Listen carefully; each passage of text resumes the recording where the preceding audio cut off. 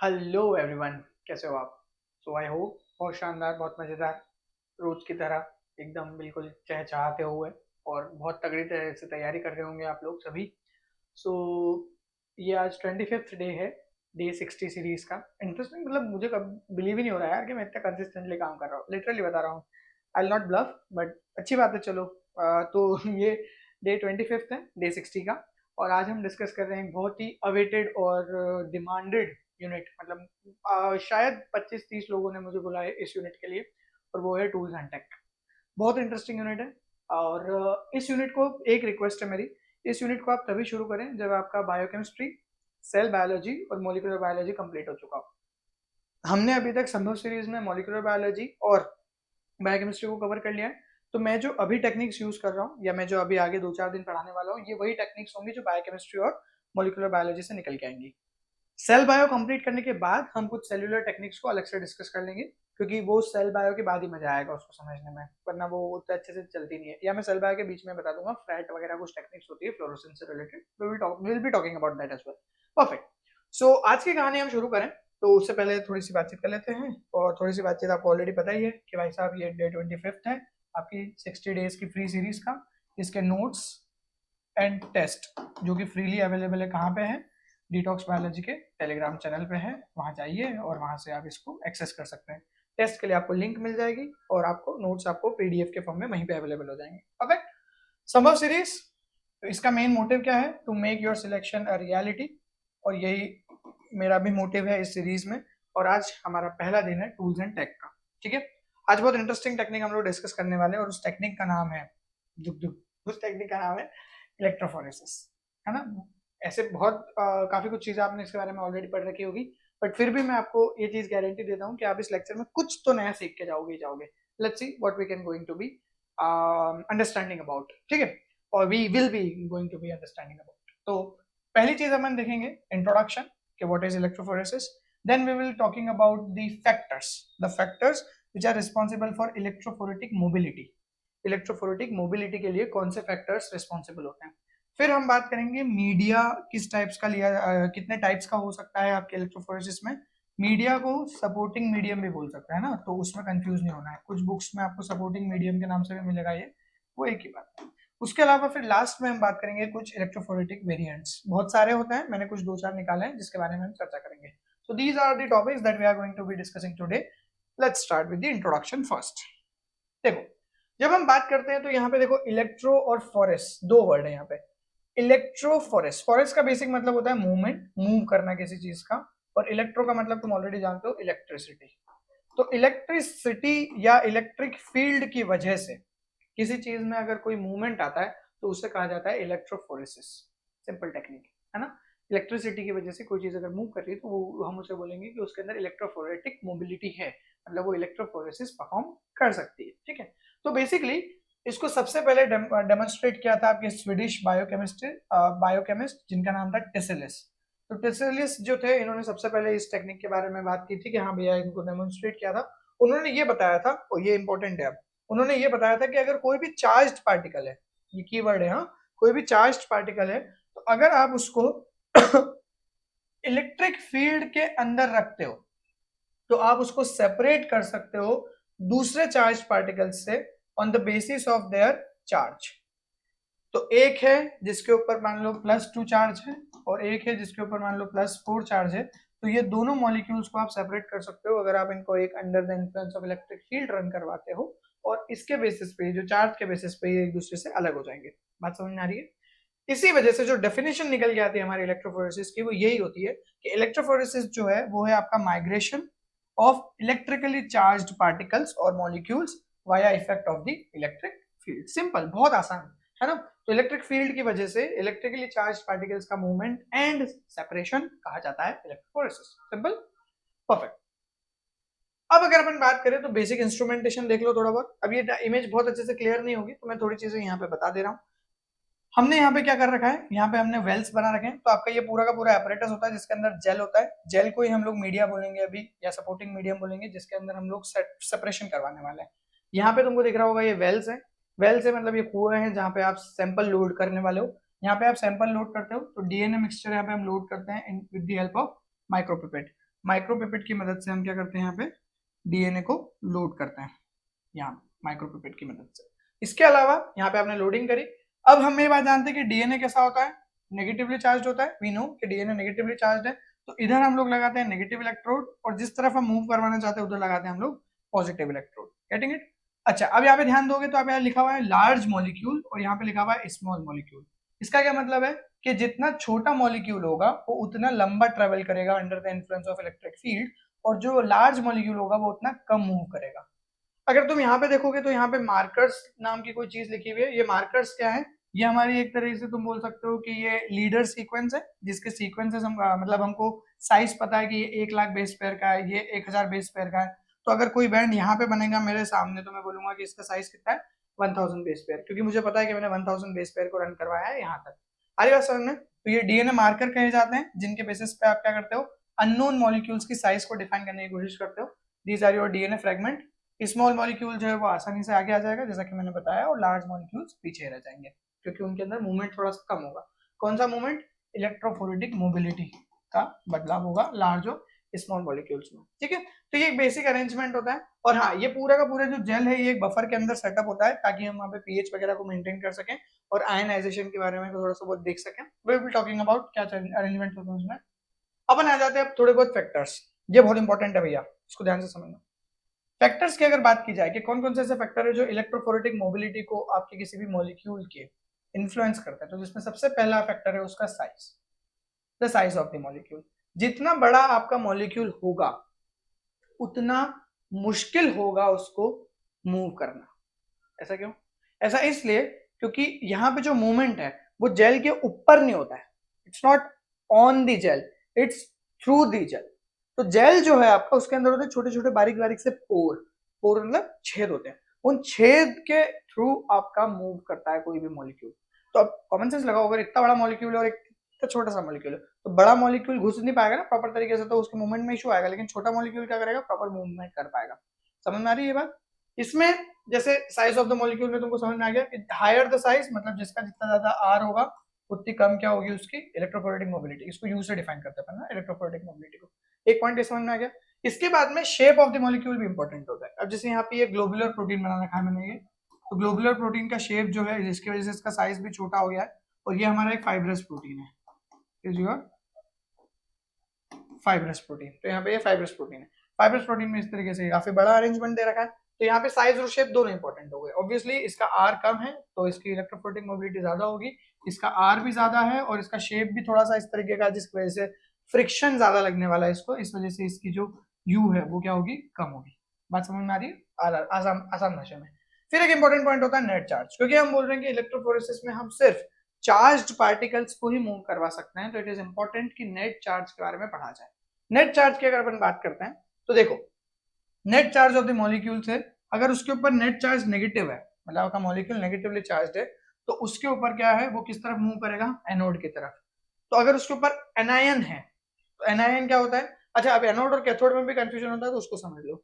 Negatively charge को क्या बोलते हो आप, एनायन। एनायन जिस तरफ मूव करेगा उसे कहा जाता है एनोड। एनायन जिस तरफ मूव करेगा उसे क्या कहा जाता है, एनोड। और पॉजिटिवली चार्ज जो कैटायन है, कैटायन जिस तरफ मूव करेगा उसे कहा जाता है कैथोड। तो अगर नेगेटिवली चार्ज किसी इलेक्ट्रोड की तरफ मूव कर रहा है जिसे आप एनोड कह रहे हो, तो वो कैसा होगा, पॉजिटिव होगा, क्योंकि अपोजिट की तरफ ही मूव करेगा। और अगर पॉजिटिवली चार्ज जिसको आप कैटायन कह रहे हो और वो कैथोड की तरफ मूव कर रहा है, तो वो क्या होगा, नेगेटिव होगा। इसके बाद तुम्हारा कोई कंफ्यूजन नहीं बचता है कैटायन, एनायन, एनोड और कैथोड में। ठीक है, फिर आ जाते हैं अपन strength of the electric field. तो अभी तक 3 हो गए, साइज, शेप, नेट चार्ज, और अब आ जाता है strength of the electric field, क्योंकि भैया इलेक्ट्रिसिटी से तो चल रहा है सारा खेल। तो इलेक्ट्रिक फील्ड जितनी ज्यादा बेटर होगी, मतलब वोल्टेज जितना ज्यादा होगा इलेक्ट्रोफोरेटिक मोबिलिटी उतनी ज्यादा होगी। बट ये ऐसा नहीं है कि आप बिल्कुल 5000 या बिल्कुल हाई टेंशन लाइन से चालू कर दो इलेक्ट्रोफोरेसिस। इस वोल्टेज में भी बहुत सारी वो है, ध्यान रखना पड़ता है कि किस हद तक आप इसको रख सकते हो, आयनाइज तो नहीं हो जाएगी चीजें, या फिर आपका पूरा सैंपल डीनेचर तो नहीं हो जाएगा। बट हाँ, वोल्टेज अगर बढ़ाओगे तो आपकी इलेक्ट्रोफोरेटिक मोबिलिटी बढ़ेगी, लेकिन रेजिस्टेंस जो है उसकी वजह से आपकी इलेक्ट्रोफोरेटिक मोबिलिटी क्या होगी, कम होगी। और रेजिस्टेंस किसकी वजह से आ सकता है, साइज, शेप वगैरह की वजह से, जिसको आप फ्रिक्शन बोल सकते हो।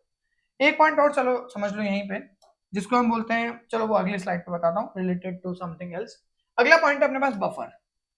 अब बफर जो है बफर इसलिए इंपॉर्टेंट है क्योंकि बफर के अंदर ही आपका वो जेल रहेगा और उसी के अंदर सारा का सारा क्या होने वाला है, मूवमेंट होने वाला है। तो इस केस में बफर इसलिए इंपॉर्टेंट है क्योंकि ये कांस्टेंट करंट कैरी करता है, पहली चीज तो। और दूसरी चीज ये पीएच को मेंटेन करने में मदद करता है। तुमने बचपन में बफर की डेफिनेशन भी पढ़ी होगी कि पीएच के बहुत ज्यादा बदलाव नहीं आते इसके अंदर, है ना। अब जो आयनिक स्ट्रेंथ है आपके बफर की, उसको भी बहुत ध्यान से मैनेज करना जरूरी है, क्योंकि अगर ये थोड़ा बहुत भी ज्यादा या कम हो गया, आयनिक स्ट्रेंथ अगर थोड़ी बहुत भी कम या ज्यादा या कम हो गई, तो आपका जो रेजोल्यूशन है, मतलब जो सेपरेशन है बैंड्स का, वो अच्छे से नहीं हो पाएगा। ठीक है, तो आयनिक स्ट्रेंथ क्यों, इससे क्या होगा, इससे या तो जेल आयनाइज हो सकता है अगर आयनिक स्ट्रेंथ बहुत ज्यादा बढ़ा दी जाए। कम आयनिक स्ट्रेंथ अगर आपने रखी, मतलब पीएच वगैरह और आयनिक स्ट्रेंथ को, सॉल्ट कंसंट्रेशन वगैरह इनको ध्यान से नहीं रखा, तो आपका बफर ढंग से नहीं बनेगा, और ढंग से नहीं बनेगा तो रेजोल्यूशन पे उसका डायरेक्ट इंपैक्ट होगा। ठीक है, इसके बाद आ जाते हैं अपन सपोर्टिंग मीडिया। सपोर्टिंग मीडिया जिसको हम लोग जेल भी कह सकते हैं आसान भाषा में, इसमें पहली चीज तो कंडीशन ये है कि ये जेल इनर्ट होना चाहिए, मतलब इट शुड नॉट रिएक्ट। और इसके अलावा इसकी एफिनिटीज नहीं होना चाहिए, चाहे ये ऑब्वियसली इनर्ट होगा तो वो रिएक्ट नहीं करेगा, और एफिनिटीज नहीं होगी, इसका सीधा सीधा मतलब ये है कि मॉलिक्यूल्स के साथ ये इंटरेक्ट नहीं करना चाहिए। पता चला मॉलिक्यूल को ये चिपका दे रहा है अपने ऊपर, तो मॉलिक्यूल मूव नहीं कर पा रहे इलेक्ट्रिक फील्ड में, या फिर मॉलिक्यूल को ये रिपेल कर रहा है, तो मॉलिक्यूल का मूवमेंट होना तो यहाँ से यहाँ तक था, लेकिन रिपल्शन की वजह से वो यहाँ तक चला गया। ये दोनों ही खराब स्थिति है, तो ये इंटरेक्ट नहीं करना चाहिए। दूसरी साइड जो चीज होती है जेल के अंदर, वो होती है पोर साइज। पोर साइज जो है, जिसके थ्रू आपका सैंपल्स मूव करेंगे during your electrophoretic apparatus operation, उस केस में पोर साइज आपका इनवर्सली प्रोपोर्शनल होता है कंसंट्रेशन ऑफ द जेल से। अब ये कंसंट्रेशन ऑफ द जेल का क्या मतलब बोल रहे हो आप, तो देखो यूजुअली हम जो जेल यूज करते हैं, हम लोग यूज करते हैं एगेरोस जेल इलेक्ट्रोफोरेसिस। सस्ता भी पड़ता है, और यूजुअली मतलब सस्ता ऐसा नहीं, एगेरोस के बहुत सारे टाइप्स हैं। तो एगेरोस जेल इलेक्ट्रोफोरेसिस में हम क्या करते हैं, हम बफर लेते हैं, उसको थोड़ा सा गर्म करते हैं ऑलमोस्ट 55-60 डिग्री पे, और उस पाउडर को मिक्स करके धीरे धीरे उसके अंदर उसको क्या करते हैं, प्रॉपर तरीके से मिक्स करते हैं। उसके बाद में वो धीरे धीरे ठंडा होता है, और जब वो 25 डिग्री के आसपास आता है, 25 से 30 डिग्री के आसपास, तब वो सेमी सॉलिड जेल बन जाता है। मेरी बात समझ में।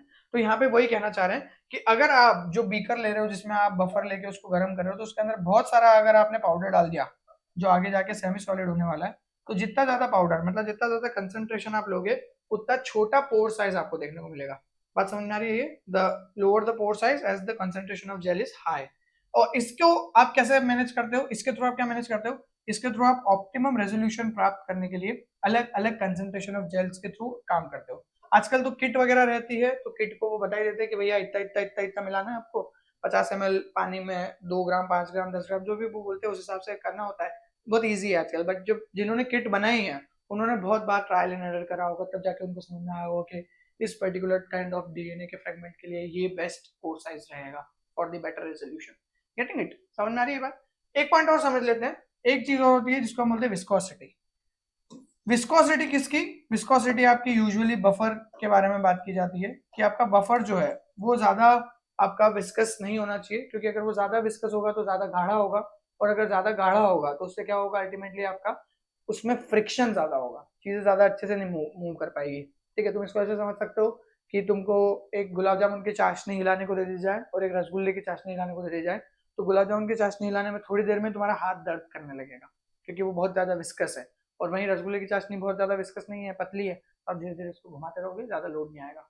बात समझ में आ रही है, ये एक इंपॉर्टेंट पॉइंट और हो जाता है।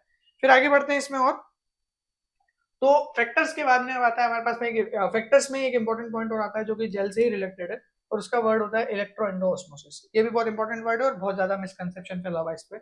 इलेक्ट्रो एंडोऑस्मोसिस का सीधा सीधा मतलब सिर्फ इतना सा है कि जो आपका अगार होता है उसके अंदर सल्फेट ग्रुप्स होते हैं। अगैरोस जो है वो अगार का ही प्यूरिफाइड और डीसल्फाइलेटेड फॉर्म होता है। उस केस में क्या होता है कि कई बार आपका कुछ सल्फेट ग्रुप्स आपके अगरोज में भी मिल जाते हैं। तो ये जो सल्फेट ग्रुप्स हैं, जब आप इसको इलेक्ट्रिसिटी देते हो, तो इलेक्ट्रिसिटी देने पे ये क्या हो जाते हैं, आयनाइज हो जाते हैं, और इसकी वजह से ये नेगेटिव चार्ज क्रिएट करते हैं। आयनाइज होने की वजह से, आयनाइज होने की वजह से जब ये नेगेटिव चार्ज क्रिएट करते हैं, तो जब ये मॉलिक्यूल्स जो है इन जेल के नेगेटिव चार्जेस से इंटरेक्ट करेंगे, तो उन मॉलिक्यूल्स का मूवमेंट एनोड की तरफ, मतलब पॉजिटिव आयन की तरफ प्रॉपर तरीके से नहीं हो पाएगा। क्यों, क्योंकि बीच बीच में क्या हो रहा है, आपके नेगेटिव चार्ज इनके साथ में इंटरेक्ट कर रहे हैं, और इस वजह से आपका जो एनोड है, जिसको हमने क्या बोला था, जो अपनी तरफ किसको खींचने वाली है, नेगेटिव आयंस को, तो नेगेटिव आयंस जो हैं ऑलरेडी वो आपके जेल में डेवलप हो गए और नेगेटिव आयंस एनोड की तरफ भी जा रहे हैं, तो ये जो इंटरेक्शन है इस वजह से क्या एक रिपल्शन जैसा स्थितियां क्रिएट होगी और इसकी वजह से आपका क्या होगा, रेजोल्यूशन अफेक्ट होगा, आपको प्रॉपर तरीके से सेपरेशन नहीं मिलेगा और इसी को कहा जाता है electro endo osmosis. Getting it? इसका सोल्यूशन बहुत सिंपल सा है, अगर आपको इसको अवॉइड करना है तो आप कुछ मत करो, आप बहुत अच्छा purified form of agarose gel use करो जिसके अंदर आपके सल्फेट ग्रुप्स की एब्सेंस हो। जब सल्फेट ग्रुप्स होंगे ही नहीं तो आयनाइजेशन होगा नहीं और वो नहीं होगा तो आपका इलेक्ट्रो एंडो ऑस्मोसिस का जो सेपरेशन है मतलब जो अरेंजमेंट है वो भी नहीं बनेगा। सही है? उसके बाद में अपन आते हैं नेक्स्ट टॉपिक पे जो कि है अपना types of media. Media means what, वही अपना जो अरेंजमेंट अपन बात कर रहे थे जिसके थ्रू अपन सारे के सारे प्रोसेस करने वाले। सबसे पहले पेपर इलेक्ट्रोफोरेसिस में नाम से समझ में आ गया कि क्या यूज होने वाला है यहाँ पे। We are going to use paper. Paper हम कौन सा यूज करते हैं तो we are going to use Whatman filter paper. Usually we use Whatman filter paper. इसमें जो टाइम होता है, अब इसकी कुछ प्रॉपर्टीज है। पहली प्रॉपर्टी है कि लॉन्ग रन टाइम लगता है, इनको बहुत लंबा चलाना पड़ता है, मतलब 12 से 14 घंटे तक आपको एपरेटस रन करना पड़ेगा तब जाके आपको बहुत सेपरेशन देखने को मिलेगा। बट इसमें एक फायदा ये है कि आपको बहुत ज्यादा करंट इलेक्ट्रिसिटी नहीं लगती है, यहाँ पे आपको लो वोल्टेज में काम चल जाता है। हाँ, लेकिन यहाँ पे एक प्रॉब्लम और है, आपके जो एनिलिट्स हैं जिनको आप सेपरेट कर रहे हो, जो मॉलिक्यूल्स है वो डिफ्यूज हो जाते हैं। पेपर पे तुमने जैसे देखा होगा ना, पेपर लिया उसके ऊपर इंक एक ड्रॉप डाली तो वो इंक के ड्रॉप जैसे यहाँ डाली तो वो पूरी फैल जाती है, डिफ्यूज आउट हो जाती है। तो ऐसे डिफ्यूजन इसके अंदर भी होता है। इस वजह से डिफ्यूजन होने के कारण हमारा रेजोल्यूशन जो है वो खराब होता है। So there is a poor resolution due to diffusion. इससे एक बेटर मीडिया अपने पास में फिर मिलता है जो कि होता है सेल्यूलोज एसीटेट की मेम्ब्रेन। सेल्यूलोज एसीटेट की जो मेम्ब्रेन है, पहली चीज तो इसको बहुत लंबा नहीं चलाना पड़ता है, 1 से 2 घंटे में ये कार्यक्रम खत्म हो जाता है। इसका जो रेजोल्यूशन है ये पेपर से भी ज्यादा अच्छा होता है क्योंकि ऑब्वियसली इसमें डिफ्यूजन के केस नहीं होते हैं और लो वोल्टेज से आप हाई वोल्टेज यूज करते हो तो अच्छा बेटर मूवमेंट मिलता है आपको। ये एक प्रॉब्लम है इसके साथ कि ये थोड़ा सा क्या है, महंगा है। ऑब्वियसली पेपर से देखा जाए तो काफी महंगा है और इस वजह से, लेकिन महंगा होने के बावजूद इसको हम लोग लाइपोप्रोटीन के सेपरेशन में, प्रोटीन के सेपरेशन में, हीमोग्लोबिन के डिफरेंट वेरिएंट्स, बहुत सारे अलग अलग तरीके के हीमोग्लोबिन के जो वेरिएंट्स होते हैं उनको स्टडी करने के लिए हम लोग सेल्यूलोज एसीटेट मेम्ब्रेन को एज अ मीडिया यूज करते हैं। बफर वगैरह अपनी जगह है ही है ना। उसके बाद में यहाँ पे अगर और डिटेल में चले हम लोग तो अब इंपॉर्टेंट कुछ मीडिया आते हैं जिसमें से पहला है अपने पास में एगरोस जेल। एगरोस जेल जो है ये आपका प्यूरिफाइड फॉर्म है और डीसल्फाइलेटेड फॉर्म है किसका, अगार का। अगार एक खुद में अपने अंदर नेचुरल पॉलीमर है जो कि आपकी सीवीड से प्राप्त किया जाता है, जिसमें दो नाम अपने को याद रखना है, gelidium and gracilaria. Gelidium and Gracilaria. These are the two seaweeds responsible for the agar, and when the agar is being purified and desulfilated, then the form is known as agarose. Getting it? अब इसके अंदर कुछ important points, इसको हम hot buffer के साथ mix करते हैं बनाने के लिए विस्कस सोल्यूशन, फिर ये जब ठंडा होता है तो सेमी-सॉलिड जेल बन जाता है। ये मैं ऑलरेडी एक्सप्लेन कर चुका हूँ, ये वापस जाने की जरूरत नहीं है। क्यों इसको यूज करते हैं हम लोग, तो ये आपको हीमोग्लोबिन को सेपरेट करने में मदद करता है। सीरम प्रोटीन्स जो है आपके अलग अलग तरह के एल्ब्यूमिन और वगैरह ग्लोबुलिन वगैरह उनको भी ये एक्सप्लेन कर पाता है। न्यूक्लिक एसिड के लिए तो हम डीएनए के लिए तो जेल इलेक्ट्रोफोरेसिस रन करते ही करते हैं, आरएनए के लिए भी करते हैं और पीसीआर के प्रोडक्ट्स के लिए भी हम इसको यूज करते हैं, मतलब वही डीएनए का ही अरेंजमेंट है। अच्छा, एक बार इसमें ध्यान रखना कि अगर आप अल्ट्रा हाई प्योर अगर उस जेल यूज करते हो तो इलेक्ट्रॉन एंडोऑस्मोसिस को आप इसमें क्या कर सकते हो, अवॉइड कर सकते हो। ये पॉइंट ऑलरेडी डिस्कस्ड है। Let's move on. अगली कहानी जो इसके अंदर आती है वो आती है आपकी पेज। अगला मीडिया, पेज का पूरा फुल फॉर्म है पॉलीएक्रिलामाइड जेल इलेक्ट्रोफोरेसिस और इसके अंदर हमारे पास में जो इंपॉर्टेंट है वो है पॉलीएक्रिलामाइड जेल। नाम से समझ में आ रहा है कि पॉलीएक्रिलामाइड मतलब एक्रिलामाइड का पॉलीमर, तो यहाँ पे पॉलीमर होगा एक्रिलामाइड का, बट इसके साथ में एक और इंपॉर्टेंट क्रॉस लिंकर की तरह काम करता है जिसका नाम होता है बिस एक्रिलामाइड।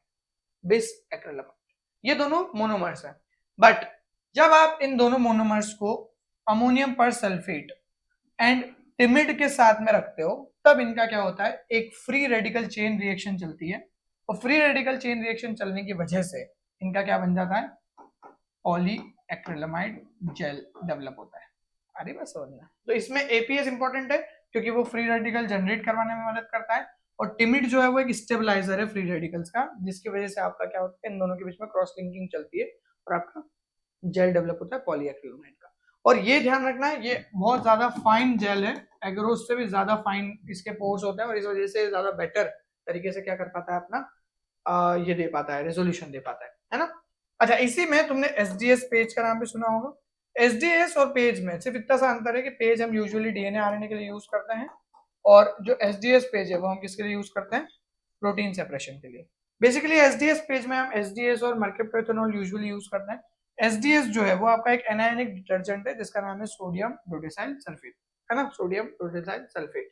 और इसके साथ में क्योंकि अगर हमको डाइसल्फाइड लिंकेज भी ब्रेक करना है तो फिर हमको यह यूज करना पड़ेगा बीटा मर्क्यूरेट एथेनॉल या क्लीन एंड एजेंट या डाइथायोथ्रिटॉल वगैरह इस तरीके के कुछ रिड्यूसिंग एजेंट्स हमको यूज करना पड़ते हैं और उसके थ्रू हम रिड्यूस करते हैं डाइसल्फाइड बॉन्ड को। अगली स्लाइड पे थोड़ा सा एसडीएस पेज अगर तुम देखो तो यहाँ पे तुमको समझ में आएगा। यहाँ पे क्या हो रहा है, ये आपका एक सिंगल फोल्डेड प्रोटीन है जिसके अंदर काफी सारे पॉजिटिव नेगेटिव चार्जेस और सारी चीजें दे रखी है। अब क्या हुआ यहाँ पे, और एक दूसरा एक और प्रोटीन लिया अपन ने, जो एक ये प्रोटीन है, एक ये प्रोटीन है जिसकी दो सब यूनिट और डाइसल्फाइड बॉन्ड से वो जुड़ा हुआ है ना। यहाँ बहुत डिटेल में नहीं दिख रहा होगा, जो मैं बता रहा हूँ वो देखना। इस पे पॉजिटिव नेगेटिव चार्जेस है, इस वाली बी प्रोटीन पे भी पॉजिटिव नेगेटिव चार्जेस है ग्रीन वाले पे, और ऑरेंज वाले पे भी पॉजिटिव नेगेटिव चार्जेस है, और बी और सी जो है वो दो डाइसल्फाइड बॉन्ड से जुड़े हुए हैं।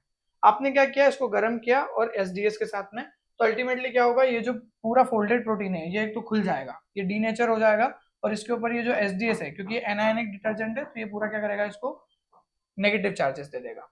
इधर अगर बात करें तो यहाँ पे ये दोनों सब यूनिट्स जो होंगी वो डाइसल्फाइड मर्क्यूरेट एथेनॉल की वजह से टूट जाएगा डाइसल्फाइड बॉन्ड, और ये दोनों सल्फाइड्रल सल्फाइड्रल के फॉर्म में आ गई। इसके बाद में इसके ऊपर क्या होगा, पूरा एनायनिक चार्जेस आ जाएंगे, ठीक है, इसके ऊपर क्या होंगे, एनायनिक चार्जेस आ जाएंगे, गेटिंग इट राइट। तो सॉरी एवरीवन, वो थोड़ा सा कुछ आवाज आ रही थी पीछे से तो मेरे को पॉज करना पड़ा बीच में। हम क्या बात कर रहे थे, ये दोनों को हमने हीट किया, यहाँ पे डाइसल्फाइड बॉन्ड को ब्रेक किया, और डाइसल्फाइड बॉन्ड को ब्रेक करने के बाद हमारे पास में ये अरेंजमेंट आया। अब आपने क्या किया है, क्योंकि आपने एसडीएस यूज किया है तो आपका क्या है, पूरा का पूरा प्रोटीन नेगेटिवली चार्ज है क्योंकि ये एनायनिक डिटर्जेंट है। फिर आप क्या करोगे, इसके अंदर रिजॉल्विंग जेल और स्टैकिंग जेल बनाते हो आप। स्टैकिंग जेल का क्या काम होता है, स्टैकिंग जेल यूज किया जाता है आपकी लोडिंग करने के लिए, बेटर लोडिंग करता है। और रिजॉल्विंग जेल जहाँ पे आपका पूरा का पूरा सेपरेशन होगा। आप लोड करोगे, लोड करने के बाद अब क्योंकि आपने पूरा का पूरा प्रोटीन्स जितने भी है सबको नेगेटिवली चार्ज बना दिया है, तो आप नेगेटिव टू पॉजिटिव एनोड की तरफ मूवमेंट करवाओगे, इलेक्ट्रोफोरेसिस करोगे, और फिर उसको प्रॉपर तरीके से अगर आपने रेडियो लेबलिंग करी है तो ऑटो रेडियोग्राफी वगैरह एक्सट्राप्लेटिंग से देख लोगे। बात समझ आ रही है। तो ये एक बेसिक सा मेथड होता है एसडीएस पेज में। एसडीएस पेज में प्लीज ध्यान देना कि अगर आप मर्क्यूरेट एथेनॉल यूज करते हो तो फिर आपका ये सब यूनिट्स ब्रेक होती हैं। जरूरी नहीं है कि आप मर्क्यूरेट एथेनॉल यूज करो। डीनेचरिंग एक, हाँ, एक पेज और होता है जिसको हम यूरिया पेज बोलते हैं, जो मैंने इधर नहीं डाला है, उसको हम डीनेचरिंग पेज बोलते हैं क्योंकि वो डीएनए को डीनेचर करके फिर आपका पूरा अरेंजमेंट करता है। नेटिव पेज होता है जिसमें हम कुछ भी ऐसी चीजें यूज नहीं करते हैं, जैसे एक नेटिव एसडीएस पेज होता है जिसमें हम मर्क्यूरेट एथेनॉल यूज नहीं करेंगे, ठीक है, वो एक और अरेंजमेंट होता है। ठीक है, ये कुछ मीडिया होने के बाद में अब हम बढ़ते हैं थोड़ा सा वेरिएंट्स ऑफ इलेक्ट्रोफोरेसिस की तरफ कि क्या क्या वेरिएंट्स हमारे पास होते हैं। तो यहाँ पे अगर हम बात करें तो हमारे पास क्या क्या है, पॉलीएक्रिलामाइड जेल इलेक्ट्रोफोरेसिस जिसको हम पेज बोल देते हैं, है ना। इसमें हमारा यूरिन प्रोटीन्स को डिवाइड करने के लिए, एबनॉर्मल सीरम को देखने के लिए यूज किया जाता है। क्लिनिकल एप्लीकेशन है ये। अगारोस जेल इलेक्ट्रोफोरेसिस, तो ये भी सीरम प्रोटीन्स को देखने के लिए, है ना। उसके अलावा हीमोग्लोबिन के वेरिएंट्स को देखने के लिए, आइसोजाइम्स को देखने के लिए, लाइपोप्रोटीन फ्रैक्शंस, इन सब के लिए आप अगारोस जेल इलेक्ट्रोफोरेसिस यूज कर सकते हो। और डीएनए के लिए तो है ही है सॉरी। उसके अलावा pulse field gel electrophoresis important है ये, क्रोमोसोमल डीएनए को देखने के लिए, कुछ बैक्टीरियल स्पीशीज को जो डिजीज कॉज करती है उनके डीएनए को, उनको स्टडी करने के लिए हमको देखने को मिलता है ये। Anti microbial susceptibility testing, anti microbial मतलब कि किस तरीके से आपका कोई भी एक अरेंजमेंट जो है, वो ड्रग जो है, ये वो एंटी माइक्रोब कैसे काम कर रहा है, वो सारी चीजें। सेरोटाइपिंग मतलब वही सीरम से रिलेटेड, और जीनोम साइज को देखने के लिए, मतलब डीएनए के साइज को, या जो भी डिपेंड करता है किसका जीनोम आप देख रहे हो उसके थ्रू भी आप इसको काम में लेते हो। आइसो इलेक्ट्रिक फोकसिंग, इसको आईईएफ बोलेंगे अपन, अभी डिटेल में डिस्कस करेंगे जब। तो आइसो इलेक्ट्रिक फोकसिंग की बात करें तो ये मोनोक्लोनल एंटीबॉडीज की अंडरस्टैंडिंग को समझने में मदद करता है। टू डायमेंशनल इलेक्ट्रोफोरेसिस, जिसको 2D इलेक्ट्रोफोरेसिस बोलते हैं, ये प्रोटियोमिक्स, प्रोटीन की स्टडी में मदद करेगा हमको। कैपिलरी इलेक्ट्रोफोरेसिस, ये फार्मास्यूटिकल्स और जीनोमिक फील्ड में यूज किया जाएगा। माइक्रोचिप इलेक्ट्रोफोरेसिस की बात करें तो ये जीनोटाइपिंग, मतलब आपका immunological test, genotyping, mutation analysis, इन सब में मदद किया जाता है माइक्रोचिप ऐसे में ही इलेक्ट्रोफोरेटिक अरेंजमेंट भी होगा। इम्यूनो इलेक्ट्रोफोरेसिस, ये इम्यूनोग्लोबिन्स की स्टडी में मदद करेगा। फिर आपका इम्यूनो फिक्सेशन इलेक्ट्रोफोरेसिस, हम इनको दोनों को एक ही साथ स्टडी करेंगे क्योंकि दोनों इम्यूनोग्लोबिन से रिलेटेड ही है। लास्ट में हीमोग्लोबिन इलेक्ट्रोफोरेसिस, आपका स्पेसिफिक हीमोग्लोबिन वेरिएंट्स को देखने में मदद करता है। आपको इस टेबल को याद रखने की जरूरत नहीं है, इस टेबल में मैंने सिर्फ इंपॉर्टेंट कुछ नाम लिए हैं, ये नाम थोड़े बहुत पढ़ना जरूरी है, और कुछ बेसिक एप्लीकेशंस। हम यहाँ पे इंपॉर्टेंट कुछ वेरिएंट्स पे बात कर रहे हैं, जिसमें पहला है अपने पास में, वो है IEF, iso electric focusing. Isoelectric focusing जो है, अब अगर तुमको बायोकेमिस्ट्री का लेक्चर याद आता हो जिसमें मैंने टाइट्रेशन ऑफ अमीनो एसिड पे बात की है, तो वहां से ये पिक होगी पूरी की पूरी कहानी टाइट्रेशन में से। हम ये बात जानते हैं कि पीआई उस पीएच को कहा जाता है जहां पे आपका जो अमीनो एसिड है वो ज़्यूटोरायनिक फॉर्म में आता है। तो जब आपका कोई भी पॉलीपेप्टाइड होता है उसका भी आपका क्या होता है, नेट चार्ज 0 हो सकता है कुछ स्पेसिफिक पीएच पे। उस पीएच को हम कहते हैं उस पॉलीपेप्टाइड के लिए वो पीआई है ना। ऐसा क्यों होगा? क्योंकि जो साइड चेन्स होंगी वो आयनाइज डिसआयनाइज होगी, मतलब आयनाइज होंगी या फिर नॉन आयनाइज रहेंगी, मतलब प्रोटोनेटेड और डीप्रोटोनेटेड रहेंगी। उसके बेसिस पे उसके ऊपर चार्ज डेवलप होगा और उस चार्ज के बेसिस पे वो कहीं किसी पीएच पे क्या होगा, आपका नेट चार्ज 0 पे चला जाएगा, मतलब +2 -2 नेट चार्ज कितना हो गया, 0 हो गया। ये वाला पूरा का पूरा खेल हम लोग इसमें यूज करते हैं आईईएफ में। कैसे, जरा समझते हैं इसको। हम क्या करते हैं, सबसे पहले एम्फोलाइट्स यूज करते हैं। तो एम्फोलाइट्स यूज करके हम क्या करते हैं, जेल में एम्फोलाइट्स यूज करके हम एक पीएच ग्रेडियंट बनाते हैं। जैसे यहाँ पे तुम देख रहे होंगे डिक्रीजिंग पीएच का ग्रेडियंट है, यहाँ पे 9 पीएच है और यहाँ पे 3 पीएच है। ये जो स्टेबल पीएच ग्रेडियंट है, जब हम इसको जेल में स्टेब्लिश कर देते हैं, फिर हम क्या करते हैं, हमारे सैंपल को लोड करते हैं। सैंपल को लोड करने के साथ साथ में हम यहाँ पे इलेक्ट्रिसिटी भी देते हैं। ये जो प्रोटीन सोल्यूशन है इसके अंदर अलग अलग तरीके के अमीनो एसिड्स हो सकते हैं या अलग अलग तरीके के पॉलीपेप्टाइड्स डिपेंडिंग अपॉन। और फिर आपका जब इलेक्ट्रिक फील्ड आप रीअप्लाई करते हो, तो पहले आप इलेक्ट्रिक फील्ड अप्लाई करोगे तो पूरा सेटअप हो जाएगा प्रॉपर तरीके से। फिर जब आप सैंपल लोड करके इलेक्ट्रिक फील्ड रीअप्लाई करोगे तो आपका जो प्रोटीन होगा उसके अंदर जो भी नेट चार्ज 0 पहुंचने वाली स्थिति होगी उस पीएच पे जाके वो कहानी रुक जाएगी। यहाँ पे प्लीज एक चीज ध्यान से सुनना। टिसिलिस में क्या बताया था कि जब तक मॉलिक्यूल के ऊपर चार्ज है तब तक ही वो इलेक्ट्रिक फील्ड में मूव करेगा। जैसे अब मान लो यहाँ पे ये जो मॉलिक्यूल है इसका नाम x है, तो x जो है वो इस pH पे क्या है, नेट चार्ज 0 हो जा रहा है, मतलब उसका pi जो है वो इस pH पे है। ऑलमोस्ट मैं यहाँ 9 मानूं तो यहाँ 3 मानूं तो ऑलमोस्ट 6 के आसपास। तो 6 के आसपास आपका जो pH है, 6 और 5-6 के बीच में, ऐसे समझ लो 5 से 6 के बीच में जो pH है, इस अरेंजमेंट में क्या होगा, ये इस pH पे ये आपका नेट चार्ज 0 पे चला जाएगा और इस वजह से ये मूव करना बंद कर देगा। अरे बस समझने। तो अब अलग अलग अमीनो एसिड्स के अलग अलग पीआई होते हैं, जैसा कि मैंने तुमको पीआई निकालना भी सिखाया था बायोकेमिस्ट्री के लेक्चर में। आई डोंट रिमेंबर कौन सा लेक्चर था वो, शायद सेकंड और थर्ड, आई डोंट नो, कोई भी एक लेक्चर था, मैं भूल जाऊँ मैं अभी। तो कहने का मतलब क्या है, यहाँ पे आइसोइलेक्ट्रिक फोकसिंग में हम क्या करते हैं, हम सबसे पहले पीएच ग्रेडियंट सेटअप करते हैं, इलेक्ट्रिक फील्ड रन करवाते हैं, सैंपल लोड करते हैं, फिर से इलेक्ट्रिक फील्ड रन करवाते हैं और उसके अंदर जो भी हमारे पॉलीपेप्टाइड या अमीनो एसिड्स होते हैं वो एज पर देयर पीआई अपने पीआई पे जाके रुक जाते हैं, क्योंकि वो नेट चार्ज 0 हो जाते हैं। उसके बाद उनके अंदर इलेक्ट्रिक फील्ड के अंदर मूवमेंट नहीं होता। ठीक है, that's how the isoelectric focusing actually works. अच्छा, ये बेसिकली बहुत अच्छी होती है आपके सीरम प्रोटीन्स को स्टडी करने के लिए या फिर हीमोग्लोबिन के वेरिएंट्स को देखने के लिए, क्योंकि सभी वेरिएंट्स में अलग अलग तरीके के प्रोटीन्स होंगे और अलग अलग प्रोटीन्स जो है वो अलग अलग तरीके अमीनो एसिड पॉलीपेप्टाइड से डेवलप हुए होंगे। सही है। अगला आता है immuno electrophoresis. Immuno electrophoresis, immuno नाम से समझ में आ रहा है कि इसके अंदर कुछ इम्यूनोलॉजिकल अरेंजमेंट्स होंगे। सबसे पहले हम क्या करते हैं, हम एगेरोस इलेक्ट्रोफोरेसिस करके अपने प्रोटीन्स को सेपरेट कर लेते हैं। कर लिया। अब जेल में हमारा प्रोटीन सेपरेटेड है, ये एक जेल है और इसके अंदर हमारे प्रोटीन सेपरेटेड है। अब क्या करते हैं हम लोग, इसके अंदर हम वेल बनाते हैं।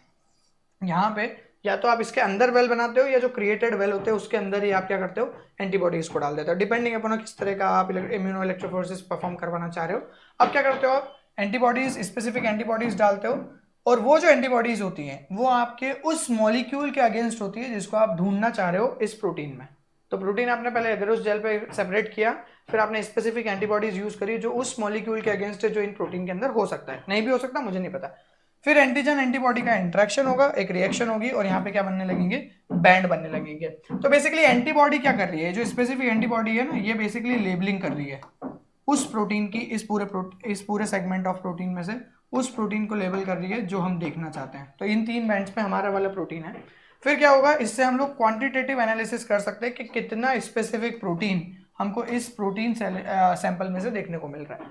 ठीक है, ये किस में यूज करते हैं हम लोग, ये हम ब्लड में यूज कर सकते हैं जब हमको इम्यूनोग्लोबिन के लेवल को देखना है, मतलब कोई एलर्जिक है या किसी के अंदर कोई ऑटो इम्यूनिक डिसऑर्डर्स है, तो हमको ऑटो इम्यून डिसऑर्डर देखने के लिए गामा ग्लोबुलिन जो है, जिसको हम इम्यूनोग्लोबिन भी बोलते हैं, उसके लेवल्स को देखना पड़ता है कि अगर उसके अंदर हाई लेवल है, मतलब हाँ भैया उसका जो इम्यून रिएक्शन है वो काफी तेज चल रहा है, बहुत ज्यादा एंटीबॉडीज देखने को मिल रही है, और इम्यून इलेक्ट्रोफोरेसिस इसमें हमको मदद करता है। ठीक है, क्योंकि हम प्रोटीन को क्वांटिटेटिवली देख पा रहे हैं ना।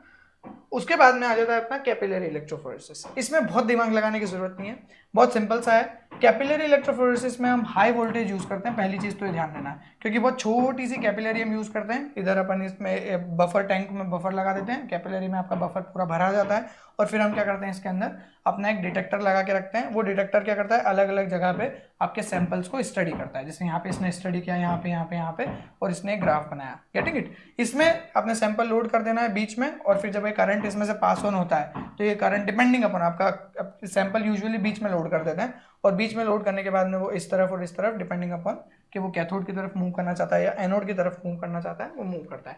यहाँ पे ध्यान देना कि वोल्टेज ज्यादा होने की वजह से बहुत तेजी से काम होता है, मतलब बहुत ज्यादा टाइम नहीं लगता है, इसका रन टाइम बहुत कम है। रन टाइम जो है वो बहुत कम है ना? देखो लिखा हुआ है यहाँ पे रिड्यूस्ड रन टाइम। ठीक है, पॉइंट समझ में आया? कैपिलरी इलेक्ट्रोफोरेसिस के बाद में आता है pulse field electrophoresis. Pulse field electrophoresis किसके लिए यूज किया जाता है? ये लंबे लंबे जो न्यूक्लियोटाइड फ्रेगमेंट्स होते हैं आपके, उसके लिए आप इसको यूज करते हो। और इसके अंदर जो करंट है, पल्स फील्ड क्यों बोल रहे हैं हम लोग? क्योंकि ये ज्यादा बेटर रेजोल्यूशन दे या बेटर तरीके से काम करता होगा। क्या बेटर तरीके से काम करता है? क्योंकि इसके अंदर जो करंट है वो दो अलग अलग डायरेक्शन से दिया जाता है। पहले एक डायरेक्शन से दिया जाता है, फिर दूसरे डायरेक्शन से दिया जाता है। ये जो दो अलग अलग डायरेक्शन से करंट देने के कारण क्या होता है, आपका जो सैंपल का रेजोल्यूशन है, जो सेपरेशन है, वो बेटर हो जाता है। कैसे? जरा समझते हैं इसको। ये अपना बैक्टीरियल कल्चर है। इस बैक्टीरियल कल्चर में साइंटिस्ट ने क्या किया, बैक्टीरियल कल्चर को अगार प्लेट पे लिया, प्लेट में से निकाल के उन्होंने इसको सैंपलिंग करी और इसको मिक्स कर दिया। साइंटिस्ट ने बैक्टीरिया सेल्स को मेल्टेड अगारोस के साथ मिक्स किया और उसके बाद में प्लग मोल्ड में डाल दिया। ये प्लग मोल्ड्स हैं, इससे बनाया उन्होंने प्लग्स। क्या बनाया? इसमें प्लग बनाया। अभी जो प्लग है इसके अंदर एक इंपॉर्टेंट पॉइंट भी किया उन्होंने। प्लग मोल्ड में उन्होंने क्या किया, फिर बैक्टीरिया की सेल वॉल को लाइस किया केमिकली या जैसे भी। केमिकली लाइस करने के बाद उसका डीएनए जो है वो फ्री हो गया होगा, तो इस प्लग में अभी क्या है, फ्री डीएनए इस तरीके से बैक्टीरिया का घूम रहा है। फिर क्या करा, हमने रेस्ट्रिक्शन एंडोन्यूक्लियोसिस यूज किए, और रेस्ट्रिक्शन एंडोन्यूक्लियोसिस यूज करके ये जो पर्टिकुलर डीएनए घूम रहा था इसको जगह जगह पे कटवा दिया। ठीक है, कट गया। और उसके बाद में हम लोगों ने पीएफजी किया, पल्स फील्ड जेल इलेक्ट्रोफोरेसिस। अब देखो ध्यान से देखना, ये हमारे वेल है यहाँ पे बीच में, और यहाँ पे हमने लोड कर दिया। फर्स्ट वाले वेल में ऊपर क्या है, लोडिंग कर दी।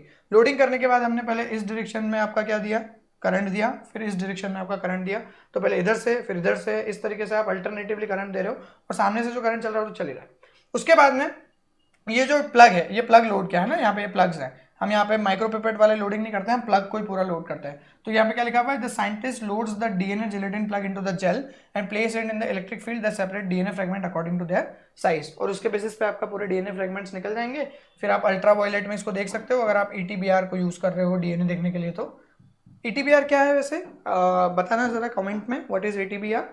और मैंने बताई इसके बारे में बात, तो बताना इसके बारे में क्या होता है। और एक चीज़ और बताना कि जब आपका ये पीआई रीच करता है तो एसिडिक वालों का पीआई ज़्यादा होता है या बेसिक वालों का पीआई ज़्यादा होता है अमीनो एसिड्स में, वो भी बता देना। मैं भूल गया हूँ, थोड़ी सी मदद कर दो प्लीज़। ठीक है। उसके बाद में यहाँ पे आपका पूरा फोटोग्राफ दे रखा है, तो यहाँ पे पूरी की पूरी कहानी है। That's how your pulse field gel electrophoresis actually works. तो बस इतना सा ध्यान रखना है कि बड़े वाले न्यूक्लियोटाइड फ्रेगमेंट्स के लिए यूज किया जाता है, और दो अलग डायरेक्शंस में अल्टरनेटिवली करंट पास किया जाता है। यूजुअली हम जो नॉर्मल इलेक्ट्रोफोरेसिस करते हैं उसमें एक ही तरफ से देता है। Last point is about 2D gel electrophoresis. 2D gel electrophoresis. 2D gel electrophoresis में क्या होता है कि दो टेक्निक्स एक साथ काम करती है। पहले हम क्या करते हैं, पहले हम आइसोइलेक्ट्रिक फोकसिंग कर लेते हैं। आइसोइलेक्ट्रिक फोकसिंग करने के बाद हम एसडीएस पेज करते हैं। तो दो टेक्निक्स एक के बाद एक काम करती है, इसीलिए हम इसको बोलते हैं 2 डायमेंशनल जेल इलेक्ट्रोफोरेसिस। तो पहले क्या है, ये आपका हाई पीएच है, लो पीएच है। आपने क्या किया, इलेक्ट्रिक फील्ड अप्लाई करी, तो आपके जो प्रोटीन्स हैं वो आपके एसिडिक प्रोटीन्स आपके हाई पीएच की तरफ आ गए, बेसिक प्रोटीन्स आपके लो पीएच की तरफ चले गए। ये पूरी की पूरी कहानी हो गई। इसको अगर तुमको डिटेल में समझना है तो प्लीज बायोकेमिस्ट्री का पीआई वाला लेक्चर देख लेना, वहां पे तुमको सारी कहानी समझ में आ जाएगी। जब ये पूरा का पूरा सेटअप बन जाता है, उसके बाद में आपका क्या करते हैं, हम इसको पूरी जो आइसोइलेक्ट्रिक फोकसिंग हमने करी, इसको हम क्या करते हैं, एसडीएस ट्रांसफर कराते हैं, और इसके थ्रू हम लोग क्या करते हैं, ऑर्थोगोनल इलेक्ट्रिक फील्ड देते हैं। ऑर्थोगोनल इलेक्ट्रिक फील्ड का क्या मतलब है, देखो अभी हम इलेक्ट्रिक फील्ड कैसे दे रहे हैं, जैसे मान लो यहाँ पे इलेक्ट्रिक फील्ड ऐसी है इस तरीके से, तो अब हमने इलेक्ट्रिक फील्ड का डायरेक्शन क्या है, बदल दिया। तो एक डायमेंशन ऐसा था, दूसरा डायमेंशन अब कैसा है, देखो यहाँ पे ये इन्होंने यहाँ पे दे रखा है। हाँ ये देखो, ये नेगेटिव इलेक्ट्रोड है यहाँ पे, ये नेगेटिव इलेक्ट्रोड जो हमारी कैथोड है, ये एनोड है पॉजिटिव इलेक्ट्रोड। तो इधर से इधर जा रहा है, मान लो नेगेटिव टू पॉजिटिव मान लेते हैं अभी के लिए। और यहाँ पे देखो नेगेटिव टू पॉजिटिव इधर है, ये नेगेटिव इलेक्ट्रोड है और ये पॉजिटिव इलेक्ट्रोड है। तो पहले हमारी करंट के सपोज डायरेक्शन ऐसी थी, मतलब जो भी इलेक्ट्रिक फील्ड है वो ऐसे जा रही है, अब इलेक्ट्रिक फील्ड ऐसे जा रही है। इसको बोलते हैं ऑर्थोगोनल ट्रांसफर। तो इसमें जो होता है ना आपका क्या होता है, पहले ये मूवमेंट ऐसे होता है, अब ये जो बचे हुए होंगे ये अब ऐसे मूव करना शुरू कर देंगे। तो पहले ऐसे मूव किए, फिर ये ऐसे मूव किए, इसलिए इसको बोलते हैं 2 डायमेंशनल जेल इलेक्ट्रोफोरेसिस। यूज क्यों किया जाता है ये ऐसे सैंपल्स के लिए यूज किया जाता है जिनका मॉलिक्यूलर वेट सेम है। तो मॉलिक्यूलर वेट तो सेम है, तो इस वजह से इसमें क्या होता है कि पीआई का यूज करना पड़ता है। अब मान लो 3 प्रोटीन है, 1 2 3, तीनों का मॉलिक्यूलर वेट सेम है, तो आप इसको एसडीएस के थ्रू नहीं सेपरेट कर सकते, क्योंकि चार्ज तो आपने खत्म कर दिए एसडीएस को यूज करके। अब मॉलिक्यूलर वेट के बेसिस पे सेपरेशन करवा सकते हो आप, चार्ज टू मास रेशियो पे चलता है सारा खेल एसडीएस में, बट उसका तो मॉलिक्यूलर वेट सेम है ना सर, तो फिर आप कैसे करोगे एसडीएस। इसीलिए हम क्या करते हैं 2D करते हैं, जिसके अंदर हम क्या करते हैं पीआई को यूज कर देते हैं मॉलिक्यूलर वेट सेम होने के बाद, और उसके थ्रू हम सारा का सारा सेपरेशन कराते हैं। ठीक है, तो ये कुछ बातें हैं बहुत तेजी से रिवीजन के साथ में आपके इलेक्ट्रोफोरेसिस के लिए, है ना। इसमें बहुत कुछ और है पढ़ने के लिए, तो इसलिए मैं सजेस्ट करूंगा कि नोट्स जरूर पढ़ना और शाम को जो टेस्ट अपलोड होगा उसको जरूर देना। ठीक है, तो इसी के साथ आज की कहानी अपन यहीं खत्म करते हैं। I am very much thankful to you and please work hard. 55 दिन बचे हैं भैया आज से, अगर आपका एग्जाम 27 या 28 को है तो इसीलिए ज़्यादा दिन है नहीं, बहुत जल्दी से मेहनत करो। और सीएसआर वालों का पता नहीं क्या ऑब्सेशन है लाइफ साइंस वालों के साथ में, यूजुअली फर्स्ट डे पे हो जाती है, तो 26 को ही मान के चलो कि एग्जाम है, मैं तो बोलो हाँ 25 को ही मान के चलो कि एग्जाम है, एक दिन में तो क्या ही हो जाएगा एकदम अचानक से। ठीक है, तो इसी के साथ आज की कहानी यहीं खत्म करते हैं। आई होप तुमको कुछ चीज़ें समझ में आई होंगी, कुछ चीज़ें नहीं पता चली होंगी, और अगर अच्छा लग रहा है तो अपने दोस्तों के साथ शेयर करो, और मिलते हैं अगले वीडियो में। ठीक है, thank you guys, bye bye.